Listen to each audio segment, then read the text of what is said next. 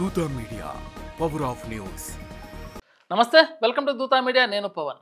పహల్గామ్ ఘటన పూర్తిగా ఇండియానే కుదిపేసింది. ఇంకా తర్వాత పాకిస్తాన్ తోటి యుద్ధమే ఇంకా సరేనేమనుకున్నారు పాకిస్తాన్లు. ఇప్పటికే బార్డర్లలో పాకిస్తాన్ ఆర్మీ సైన్యం రెడీగా ఉందని కొంతమంది అంటుంటే, కానీ పాకిస్తాన్ ఆర్మీలో కొంతమంది మాకి వద్దు భారత్తో యుద్ధం చేస్తే మేము గెలవలేం, గంజి తాగైనా బతుకుతాంలే కానీ ప్రాణాలు కోల్పోతే కుటుంబం రోడ్డును పడుతుంది. కొంతమంది సైనికులు కన్నీళ్లు పెడుతున్న వీడియో మనకు సోషల్ మీడియాలో చక్కర్లు కొడుతుంది. అయితే ఇక్కడ మనం మాట్లాడితే పాక్ సైనిక అధికారి మునీర్ ఎవరైతే ఉన్నారో తన యొక్క మాటలతోటి పాకిస్తాన్ ఆర్మీని కంటతడి పెట్టడం కాకుండా భారత ఆర్మీని రెచ్చగొట్టే ప్రయత్నం చేస్తున్నారు.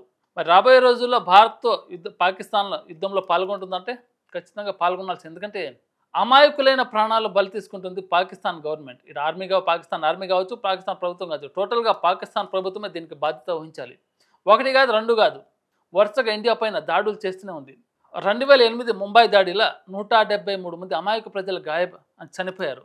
అలాగే 308 మంది గాయపడ్డారు. ఆ ఘటన నుంచి కోలుకోకుండానే తర్వాత 2016 సెప్టెంబర్ 18న ఊరి ఘటన, మళ్ళీ పాకిస్తాన్ తీవ్రవాదుల అటాక్. దీనికి పూర్తిగా పాకిస్తాన్ ప్రభుత్వం బాధ్యత వహించాలి. ఇక్కడ 19 మంది సైనికులు చనిపోయారు, 4 ఉగ్రవాదులను అక్కడ భారత ఆర్మీ అంతమొందించారు.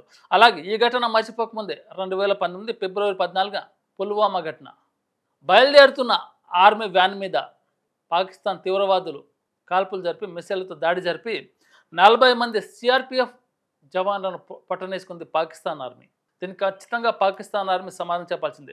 ఆ ఘటన మర్చిపోకముందే, పుల్వామా ఘటన మర్చిపోకముందే మళ్ళీ పెహల్గాన్ ఘటన 28 మంది అమాయకులున్న ప్రజలను ఐడి కార్డు చూపిమని చెప్పి మరి వారిని షూట్ చేసిన ఘటన వీడియోలో చూసినాం మనం. ఒక టూరిస్ట్ రికార్డ్ చేసిన వీడియోలో స్పష్టంగా కనబడుతుంది వీడియో. ఇక భారత్ ఎంత శాంతియుతంగా ఉందామని ట్రై చేసినా కానీ పాకిస్తాన్ తన దుశ్చర్యాన్ని వెలగక్కుతుంది. దీనికి ఐఎస్ఐ తీవ్రవాద సంస్థలు కావచ్చు, వేరే ఏదైనా ఉగ్రవాద సంస్థలు కావచ్చు, దీనికి ఖచ్చితంగా పాకిస్తాన్ ఆర్మీయే, పాకిస్తాన్ ప్రభుత్వం ప్రాతినిధ్యం వహించాలి. ఎందుకంటే పాకిస్తాన్లో ఉగ్రవాదాలను మేపుతున్నదే పాకిస్తాన్ ప్రభుత్వం. ఎందుకంటే వాళ్ళకు ఆర్థికంగా ఎంతో కొంత స్తోమత ఉన్నా కానీ ఆర్థికంగా దేశం కోసం, ప్రజల కోసం ఖర్చు పెట్టకుండా వీళ్ళు ఉగ్రవాద సంస్థలను మేపడానికి ఖర్చు పెడుతున్నారు. ఈరోజు ఉగ్రవాదాలను అంతం చేసే దిశగా భారత ప్రభుత్వం ముందడుగేసింది. ఇది భారత ప్రభుత్వానికి ఇటు అమెరికా కావచ్చు, ఇటు రష్యా కావచ్చు, ఇటు జపాన్ కావచ్చు, ఇటు ఇజ్రాయెల్ కూడా కావచ్చు సంపూర్ణ మద్దతును తెలిపాయి. అయితే ఇక్కడ మనం మాట్లాడుకోవాల్సింది ఏంటంటే, భారత్ యుద్ధం చేసేది పాకిస్తాన్ ప్రజలతో కాదు, పాకిస్తాన్ ఉగ్రవాద సంస్థలతోటి, పాకిస్తాన్ టెర్రరిస్టులతోటి, పాకిస్తాన్ ఆర్మీతోటి. వాళ్ళు అమాయక ప్రజలను చంపారు కదా అని మనం కూడా అమాయక ప్రజలను చంపొద్దు. మనం కూడా దాడి చేయాల్సింది ప్రభుత్వం మీద. ప్రభుత్వం ఎవరైతే మేపుతున్నారో పాకిస్తాన్ ప్రభుత్వం ఆర్మీ మీద, తీవ్రవాద సంస్థల మీద, ఉగ్రవాదుల మీద, టెర్రరిస్టుల మీద మనం దాడి చేయాల్సింది. ఇప్పటికే పాకిస్తాన్కు సింధు నది జలాలను ఆపి ప్రభుత్వానికి కోలుకులను దెబ్బతీసింది. దానికి తగిన విధంగా పాకిస్తాన్ ఆర్మీ చీఫ్ ఎవరైతే ఉన్నారో మునీరు, సింధు నది మాదే, కాశ్మీర్ మాదే, తిరిగి సొంతం చేసుకున్నామని ప్రధాని ఏం చేసుకుంటే చేసుకోమని బహిరంగంగా చెప్పారు. దీనికి తగిన ఏర్పాట్లను చేసుకొని అతి కొద్ది రోజుల్లో, ఇంకా కొన్ని గంటల్లోనే భారత్ పాకిస్తాన్ మీద మిసైళ్లతో యుద్ధం దాడి చేస్తే పాకిస్తాన్ తట్టుకుంటుందంటే అక్కడ పాకిస్తాన్ వాళ్ళు అంటే ఆర్మీలో ఎవరైతే పనిచేస్తున్నారో ఇప్పటికే మాకి ఉద్యోగం వద్దు, మేము ఆర్మీలో పనిచేయం, ఉద్యోగాన్ని రాజీనామా చేసి ఉద్యోగాన్ని పణంగా పెట్టేసి కుటుంబం కోసమే బతకాలనుకొని ఉద్యోగాన్ని వదిలిపెట్టిపోతున్నారు. కానీ అలాంటి వారికి కూడా ఈ మునీరు, పాకిస్తాన్ ఆర్మీ ఎవరైతే చీఫ్ ఉన్నారో మునీరు, మీరు ఆర్మీలో కనుక కొనసాగపోతే మీరు దేశంలో ఉన్నా లేకపోయినా మీకు కఠిన శిక్షలు పడతాయి, బెదిరించి మరి ఆర్మీలో కొనసాగిస్తున్నారు. ఎట్టి పరిస్థితుల్లో మనం భారత్తో యుద్ధం చేయాల్సిందే అని ఖరాఖండిగా చెప్పేశారు. గత 10-15 సంవత్సరాల నుంచి పాకిస్తాన్ ఆర్మీలో ఏ ఒక్క యువత కూడా చేరలేదు. ఎందుకంటే పాకిస్తాన్ చేసేదే దుష్పరిణామాలు. మరి ఏ దేశమైనా యుద్ధానికి వస్తే ఆ దేశం పాకిస్తాన్ చిన్న దేశం, చిన్న ఆర్మీ. మరి భారత్ కనుక దాడికి దిగితే ఖచ్చితంగా పాకిస్తాన్ మీద చేయాలి, పాకిస్తాన్లో ఉన్న టెర్రరిస్టుల మీద చేయాలి, ఉగ్రవాద సంస్థల మీద చేయాలి, ఐఎస్ఐ తీవ్రవాదుల మీద చేయాలి, పాకిస్తాన్ మిలిటరీ మీద చేయాలి తప్ప అమాయక ప్రజల జోలికి వెళ్ళొద్దు. మనం అమాయక ప్రజలను బలి తీసుకున్నాం కదా, వాళ్ళ మీద మనం దాడి చేస్తే వాళ్ళకు మనకు తేడా ఉండాలి కదా. భారత ప్రధాని గారు ఒక క్లియర్ కట్గా చెప్పారు, ఖచ్చితంగా పాకిస్తాన్కి బుద్ధి చెప్పాలి. ఇలాంటి హేయమైన చర్య మరొకసారి జరగకుండా ఉండాలంటే ఇప్పుడే పాకిస్తాన్కి బుద్ధి చెప్పాలని ప్రపంచ దేశాలు ఇండియాకు మద్దతు తెలుపుతున్నాయి. మరి పాకిస్తాన్ తన ఒక్కరి బుద్ధిని ఇప్పుడు కూడా మార్చకపోతే, ఇక్కడ మన ఇంట్రెస్టింగ్ విషయం చెప్పుకోవాలంటే, పాకిస్తాన్ మాజీ అధ్యక్షుడు ఇమ్రాన్ ఖాన్ జైల్లో ఉన్నారు.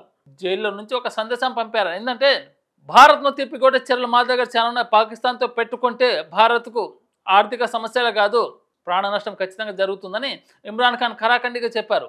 ఆయన చేసిన తప్పు వల్ల పాకిస్తాన్ ప్రభుత్వం ప్రధానిగా ఉన్నా కానీ ఆయన జైల్లో ఉన్నా కానీ ఇలాంటి హేమన చర్యలు పాకిస్తాన్ తెరలేపితే భారత్ ఎందుకు సైలెంట్గా ఉండాలి? ఖచ్చితంగా భారత్ బదులు చెప్పాలి, ధీటుగా సమాధానం ఇవ్వాలి. ఇప్పటికే భారత ప్రధాని మోదీ గారు ఆర్మీకి ఫ్రీ హ్యాండ్ ఇచ్చేశారు. ఇంక కొన్ని గంటల్లోనే ఆల్రెడీ పాకిస్తాన్ బార్డర్లో సైరన్లు మోగుతున్నాయి. ఎప్పుడైనా రావచ్చు భారత ఆర్మీ మీద పడవచ్చు. ఒక సింహం వెళ్ళి జింక మీద పడితే ఎలా ఉంటుందో భారత ఆర్మీ ఒక్కసారి యుద్ధంలోకి దిగితే చిన్న జింకలైన పాకిస్తాన్ వాళ్ళు నీలమట్టం కావడం ఖాయం. మరోసారి భారత్ వైపు చూడాలంటే ప్రపంచ దేశమే గడగడలాడేలా యుద్ధం ఉండాలి. ఈ రోజుల్లో భారత ఆర్మీ అనేది ప్రపంచ దేశాల్లోనే #1 ఆర్మీ. ఏ దేశానికంత సైనిక బలం లేదు. చైనా చూసుకున్నా, రష్యా చూసుకున్నా కానీ ఇండియానే మోస్ట్ పాపులేటెడ్ ఆర్మీ. దేశ జనాభా కావచ్చు, దేశ జనాభా రక్షణ కోసం లక్షల మంది ఆర్మీ ఉన్నారు. ఇప్పటికే ఎవరైతే సెలవుల మీద వెళ్ళారో వాళ్ళందరినీ రప్పించుకొని పూర్తి పటిష్టతో పకడ్బందీగా భారత్ ప్లానింగ్ ప్రకారం పాకిస్తాన్ మీద దాడి చేయాలి, యుద్ధం జరగాలి, పాకిస్తాన్కి తీరని నష్టం మిగిల్చాలి. అది ప్రజల మీద కాదు, ఓన్లీ పాకిస్తాన్ ప్రభుత్వం మీద, పాకిస్తాన్ తీవ్రవాద సంస్థల మీద, పాకిస్తాన్ ఉగ్రవాద సంస్థల మీద, పాకిస్తాన్ టెర్రరిస్ట్ మీద, పాకిస్తాన్ మిలిటరీ మీద. భారత్ యుద్ధం చేసేది పాకిస్తాన్ ఆర్మీతో మాత్రమే, ప్రజలతో కాదు. పాకిస్తాన్లో 8 స్లైస్లు బెడ్ తినాలంటే 500 రూపీస్ అక్కడ. ఇప్పటికే పాకిస్తాన్ ఆర్థికంగా కుంగిపోయింది, సంక్షేమంలో ఉంది. అలాంటి పాకిస్తాన్ దెబ్బకొట్టడానికి ఏముంది? ప్రజలు నష్టపరచడానికి ఇంకేముంది? ఇప్పుడు మనం యుద్ధం చేయాల్సింది ఉగ్రవాదులతోటి, పాకిస్తాన్ ఆర్మీతోటి, ఐఎస్ఐ తీవ్రవాదులతోటి. రాబోయే రోజుల్లో భారత్ మీద చేయాలంటే ప్రపంచ దేశాలు గజగజ వణకాలి. ఆ విధంగా ఖచ్చితంగా ప్రణాళికలు అమలు పరుస్తారు. భారత ప్రధాని కావచ్చు, హోంమంత్రి కావచ్చు, రక్షణ శాఖ మంత్రి కావచ్చు, ఒక ప్లానింగ్ ప్రకారం వెళ్తుంది. పాకిస్తాన్కి రాబోయే రోజుల్లో ఖచ్చితంగా బుద్ధి చెప్తారు భారత ఆర్మీ. అది చూడడానికి భారతదేశం అంతా సిద్ధంగా ఉంది. For more updates, please subscribe Duta Media.